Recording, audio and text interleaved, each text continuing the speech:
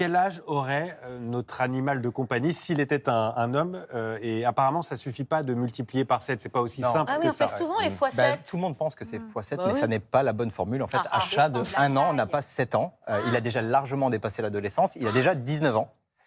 Et donc, c'est plutôt un jeune adulte, on va dire ça comme ça. Ah oui. Et pourquoi ça se passe comme ça et pourquoi on ne peut pas appliquer cette formule? Parce qu'en fait, ils vieillissent très rapidement au début de leur vie. Ils ont besoin d'être indépendants plus rapidement et du coup, ensuite, le vieillissement va ralentir. Et pour les chiens, ça dépend beaucoup du gabarit. Les vieux chiens vieillissent plus vite et leur espérance de vie est un peu plus courte du coup. Et c'est vraiment ça qu'on va chercher, c'est de savoir jusqu'à quel âge ils vont vivre pour pouvoir se projeter un peu émotionnellement. Alors du coup, si on essaye quand même de faire un comparatif avec l'âge dit humain, comment est-ce qu'on fait? Alors, on va utiliser des tableaux en fait qui vont croiser l'espèce, le poids et l'âge réel de l'animal. Par exemple, un chat de 1 an aura 19 ans, à 2 ans, il en aura 24, et puis on va ajouter 4 années de vie par année de l'âge du chat. Donc, à 10 ans, il aura à peu près 56 ans.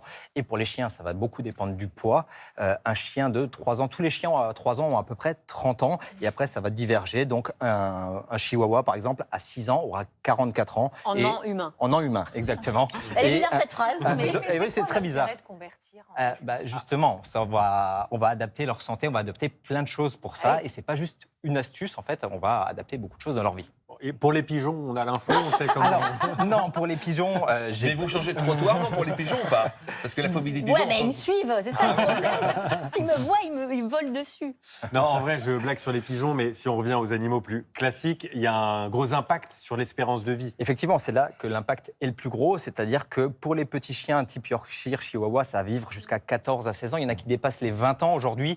Les chiens de taille moyenne, Labrador, ce genre de choses, c'est 10 à 12 ans. Et les chiens de race géante, les Leonberg, les Terre-Neuve, c'est 7 à 9 ans. Donc on ne va pas se projeter de la même C'est vrai, parce que façon. plus on se dit, plus c'est petit, moins ça vit longtemps. Et Mais en non, fait, c'est l'inverse. complètement C'est l'inverse. ça qui est Ça dingue. vit beaucoup plus longtemps. Alors là, on a parlé des chiens, mais est-ce qu'on peut aussi convertir pour d'autres animaux de compagnie? Pour les pigeons, on peut avoir des pigeons de compagnie. Non, mais Alors, peut-être que ceux qui sont chez eux se posent la question Non, pour les effectivement, lapins, les hamsters. on peut le faire. Alors, on a des données un peu moins précises et justement, souvent, ça vieillit encore plus vite. Les lapins, par exemple, à 2 semaines, ont déjà 2 ans. À 1 an, ils vont en avoir 20. Ils vont vivre 8 à 10 ans. Et pour les perroquets, par exemple, pour les grilles du Gabon, ils vivent jusqu'à 50 à 60 ans. Wow. Et du Non. coup, à 10 ans, en fait, on va avoir un ado à la maison qui va crier, qui va faire la fête Les la nuit. Amazones aussi, les perroquets Amazones vivent aussi longtemps. Ah oui, ils que les vivent aussi grilles du longtemps. Gabon, Et donc, ouais, en fait, on a des échelles différentes pour chaque espèce. En vrai, si on ne veut pas souffrir émotionnellement, il faut acheter un perroquet. C'est parfait. Oui, mais ça Ouais. dépend à C'est quel pas âge on va. c'est C'est pas peut-être ça. lui. Alors, c'est peut-être Non. lui qui va souffrir émotionnellement Bah oui, si c'est vrai. on part avant lui, quoi. On va dire. Donc, c'est moins grave. Mais Il va hériter, quoi. on discute, mais en vrai, ça sert à quoi de savoir Bah, l'âge justement, ça sert à humain. adapter les soins vétérinaires. Par exemple, on ne soigne pas de la même façon un chat de 1 an qu'un chat de 10 ans. À 10 ans, un chat qui n'a pas vu un vétérinaire, c'est comme une personne de 60 ans qui n'a pas de médecin traitant. Et à cet âge-là, il faut faire des bilans sanguins, regarder les reins, la thyroïde, le diabète. Et du coup, on va faire beaucoup de choses différentes. Au niveau de l'éducation aussi. Un chiot de 3 mois, c'est comme un enfant de 2 à 3 ans. Ça apprend vite, mais ça ne comprend pas encore tout. Donc ça fait plein de bêtises. Et à 8 ou 10 mois, on va avoir un ado à la maison. Donc il faut se comporter comme avec nos ados et être un petit peu plus ferme.